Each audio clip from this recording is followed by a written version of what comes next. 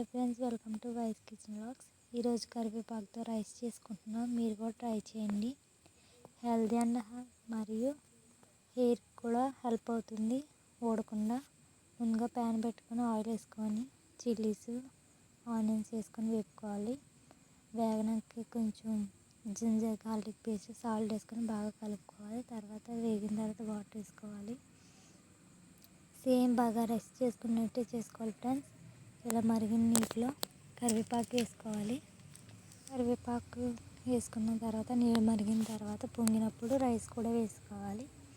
ఇలా వేసుకున్న రైస్లో మేమైతే ఫుడ్ కలర్ వేసుకున్నాం ఫ్రెండ్స్. మీరు ఇష్టం ఉంటే వేసుకోవచ్చు, లేకపోతే లేదు. చూడండి ఫ్రెండ్స్, సేమ్ బాగా రైస్ లాగా వచ్చింది కదా. మీరు కూడా ట్రై చేయండి. హెయిర్ ఊడిపోకుండా ఎదుగుతుంది. ఆరోగ్యం కూడా చాలా మంచిది. మీకు నచ్చినట్లయితే లైక్ చేసి, షేర్ చేసి, సబ్స్క్రైబ్ చేయండి friends. Thank you for watching.